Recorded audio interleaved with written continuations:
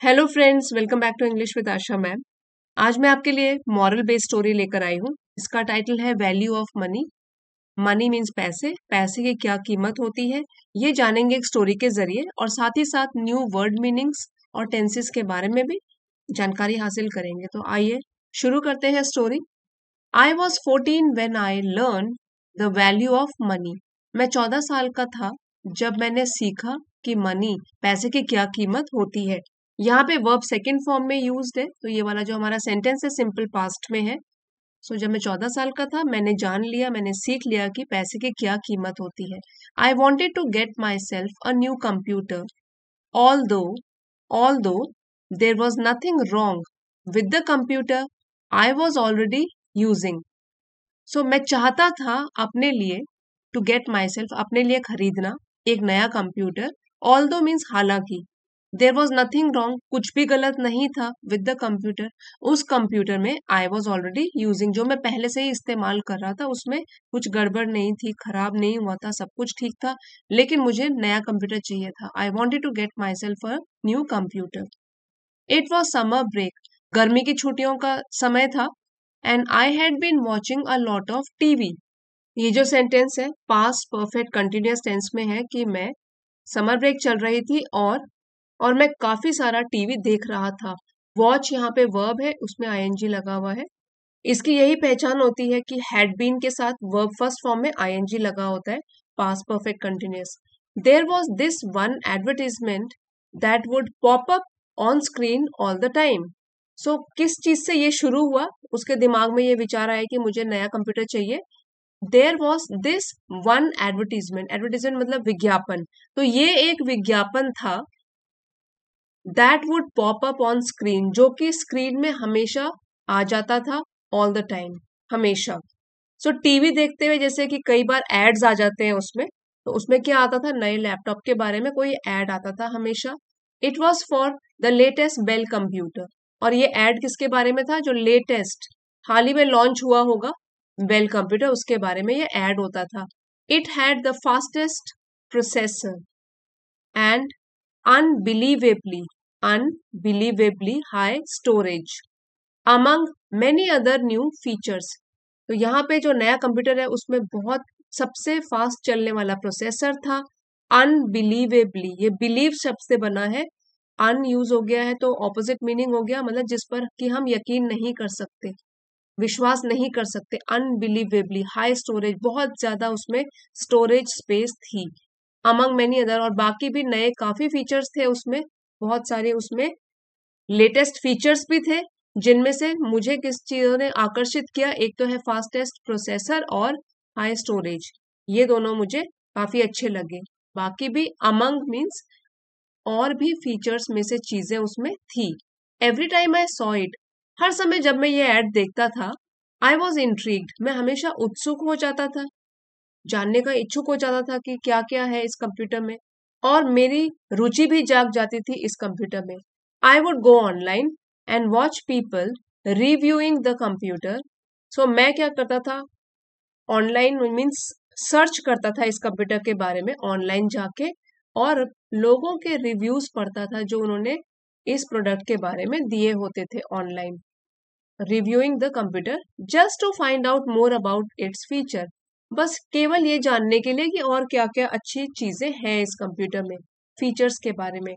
I would read articles about its features in tech magazine, और जो take से related पत्रिकाएं होती थी उसमें मैं इसी कंप्यूटर से रिलेटेड आर्टिकल्स पढ़ता था। मतलब बहुत मेहनत कर रहा है वो, ये लैपटॉप उसको खरीदने का मन है, तो पूरी की पूरी मेहनत लगी हुई है उसके बारे में और ज्यादा जानकारी हासिल करने के लिए।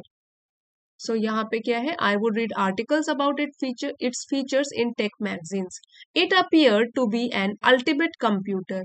सो ये तो मुझे प्रतीत हो रहा था कि सबसे बेहतर कंप्यूटर है ये, while the limitations of my own computer made me unhappy, जबकि मेरे खुद के कंप्यूटर में जो कुछ कमियां थी, क्योंकि ये तो लेटेस्ट कंप्यूटर है, उसमें लेटेस्ट टेक्नोलॉजीज होंगी, तो मेरे को अपना कंप्यूटर अब कम लगने लग गया उसके सामने। तो लिमिटेशंस मतलब जो भी कमियां थी मेरे खुद के कंप्यूटर में, उसकी वजह से मैं दुखी हो जाता था। It made me unhappy, but my parents refuse to buy me the computer when I asked them about it, लेकिन मेरे माता पिता ने रिफ्यूज मतलब मना कर देना, उन्होंने मना कर दिया मुझे ये कंप्यूटर खरीदने के लिए कि वो नहीं देंगे जब मैंने उनसे इसके बारे में पूछा।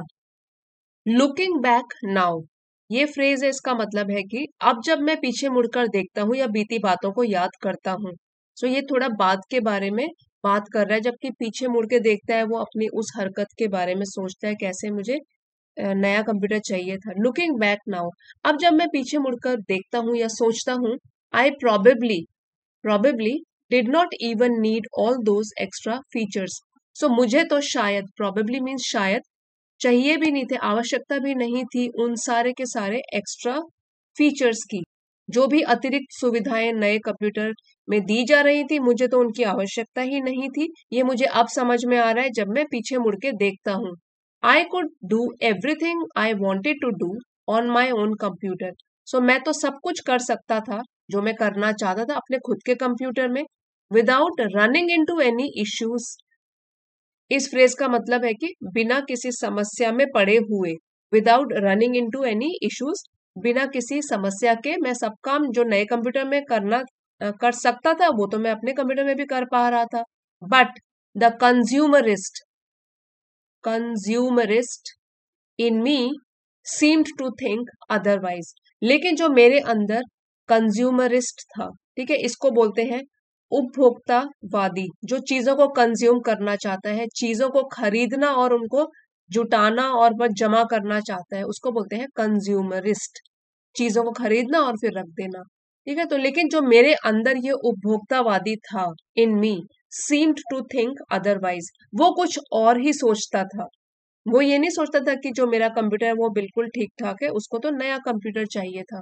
आफ्टर अ वाइल, कुछ समय के बाद, my parents noticed how obsessed I was with this new computer. So कुछ समय के बाद मेरे पेरेंट्स ने ये देखा, नोटिस किया कि मैं तो पूरी तरीके से ऑब्सेस हो चुका हूँ। ठीक है, ऑब्सेस है कि दिल पर, दिमाग पर बस एक चीज घर कर जाए, पूरी तरीके से ग्रसित हो जाए और कुछ ना सूझे, उसको बोलते हैं ऑब्सेस्ड। सो किस चीज ने उसको ऑब्सेस कर दिया है? नए कंप्यूटर ने। तो उसके पेरेंट्स ने भी ये देखा कि ये तो पूरी तरीके से ग्रसित हो गया है इस नए कंप्यूटर की चाह में। I was with this new computer, कि मैं इस न्यू कंप्यूटर की चाह में कितना पूरी तरीके से obsess ग्रसित हो गया हूँ। So they decided to give me a chance to earn it. तो उन लोगों ने फैसला किया कि वो मुझे एक मौका देंगे टू अर्न इट। यहाँ पे अर्न इट इसका मतलब है कि इसको अर्जित करने का, इसके लायक बनने का और इसको अर्जित करने का एक मौका देंगे। They told me if I started doing house chores they would give me money for it. तो उन्होंने क्या फैसला किया, उन्होंने क्या डिसाइड किया? उन्होंने मुझे बताया कि अगर मैं शुरू करता हूँ घर के कामकाज करना, ठीक है, चोर्स हो गया घर के जो रोजमर्रा के काम होते हैं सुबह से लेकर शाम तक के। सो अगर मैं कुछ काम करना शुरू कर दूं घर के, they would give me money, वो उसके बदले मुझे पैसे दिया करेंगे।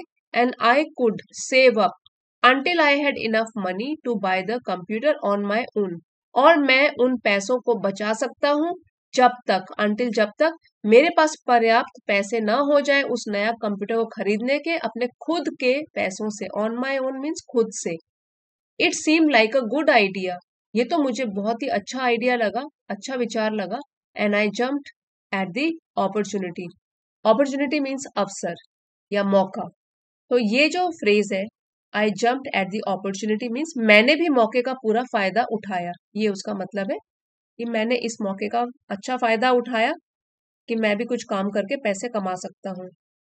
The very next day I started waking up early to make extra time to be able to do more chores.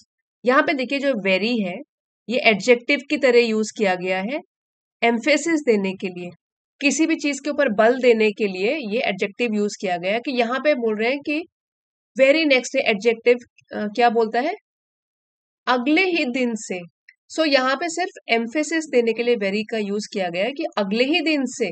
I started waking up, मैंने जल्दी उठना शुरू किया, अर्ली जल्दी, टू मेक एक्स्ट्रा टाइम अतिरिक्त समय निकालने के लिए, to be able to do more chores ताकि मैं और ज्यादा भी काम कर सकूं, तो इसलिए मैंने जल्दी उठना शुरू कर दिया। I would do the dishes 3 times a day.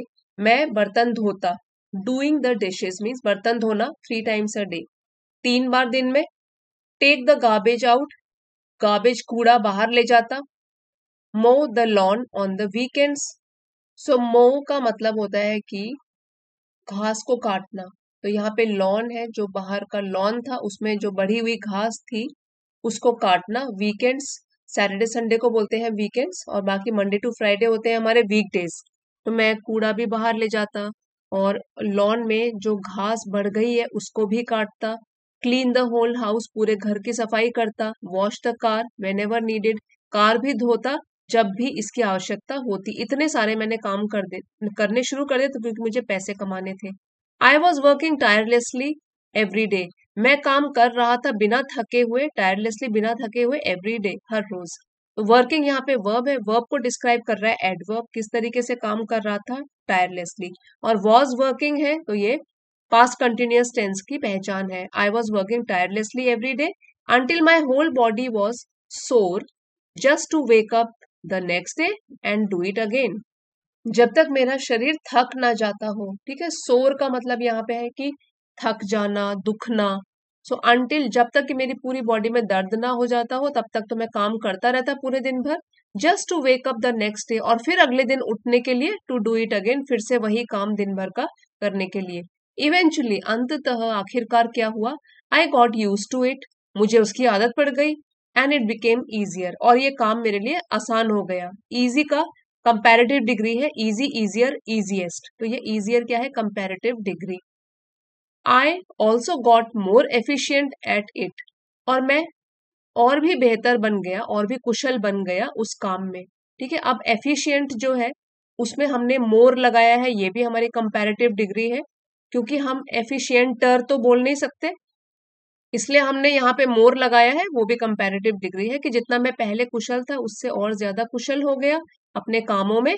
And soon I was doing everything a lot quicker, और जल्द ही मैं सब कुछ कर रहा था, और वो भी बिल्कुल जल्दी से.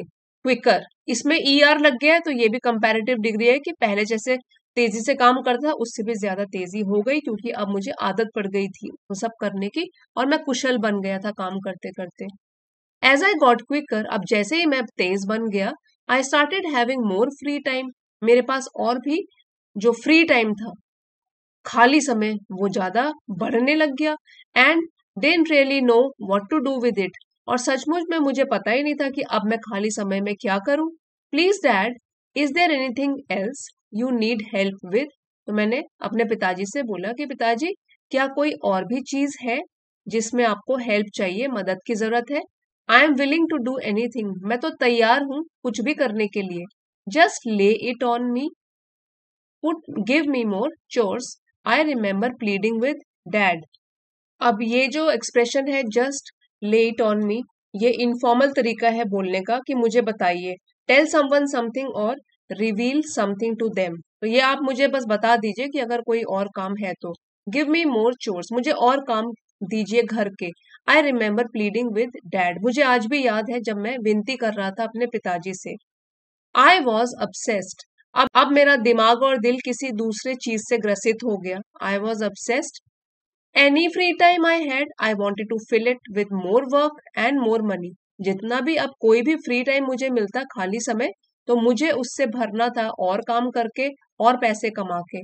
Since the summer break was almost over, अब क्योंकि गर्मी की छुट्टियां बस खत्म ही होने वाली थी. And I knew I would have less time once I started going to school again, और क्योंकि मैं जानता था कि मेरे पास कम समय होगा जब मैं स्कूल जाना स्टार्ट कर दूंगा.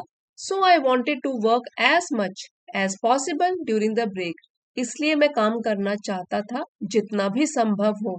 एज मच एज पॉसिबल, जितना काम भी करना संभव हो ड्यूरिंग द ब्रेक, इन छुट्टियों में. It took me a few months, but I eventually saved up enough to buy myself the Bell computer. So इसमें मुझे कुछ महीने लगे, few months है, कुछ महीने लगे, लेकिन आखिरकार मैंने उतने पैसे, पर्याप्त पैसे बचा ही लिए खुद के लिए खरीदने के लिए Bell computer. So few months, कुछ महीने लगे. It was a week before my birthday, मेरे जन्मदिन से पहले वाला हफ्ता था and I went to the Bell center to place an order, और मैं गया बेल कंप्यूटर के सेंटर में ऑर्डर देने के लिए। I knew it would take at least a week for the store to get it in case it was out of stock. मैं ये भी जानता था कि वो कम से कम एक हफ्ता लेंगे स्टोर वाले लोग उसको लाने में, अगर, इन केस मीन्स अगर वो आउट ऑफ स्टॉक हो, उनकी शॉप में अवेलेबल न हो तो उनको हफ्ता लग जाएगा। I walked in and went straight to the employee sitting behind the front desk to ask. तो मैं स्टोर के अंदर गया, वेंट स्ट्रेट सीधे गया टू द एम्प्लॉय उस कर्मचारी के पास, सिटिंग जो कि बैठा हुआ था, बिहाइंड द फ्रंट डेस्क पे जो बैठा हुआ था, पूछने के लिए if the computer was available, कि अगर वो कंप्यूटर उनके पास है, मौजूद है अभी। Oh you don't need to buy that one. सो जो कर्मचारी है वो बोल रहा है कि ओह तुमको वो खरीदने की जरूरत नहीं है, क्योंकि उसने देखा होगा यंग लड़का आया है कंप्यूटर के बारे में पता कर रहा है, तो वो कहता है कि तुमको वो खरीदने की जरूरत नहीं है, we have another one coming out soon. बस हमारे पास एक दूसरा है जो लॉन्च होने वाला है, coming out soon, it is even faster and has double the storage he said. और उसको लालच देने के लिए उसने क्या बोला शॉपकीपर ने, कि ये तो उससे भी तेज लॉन्च होने वाला जो कंप्यूटर है वो उससे भी तेज चलता है और उसकी स्टोरेज स्पेस भी और भी ज्यादा है, उसने ये बोला। I got excited for a bit before he told me how much it would cost. For a bit यहाँ है थोड़े समय के लिए, तो मैं बहुत ही उत्साहित हो गया, बिफोर उससे पहले कि जब उसने मुझे उसकी कीमत के बारे में बताया।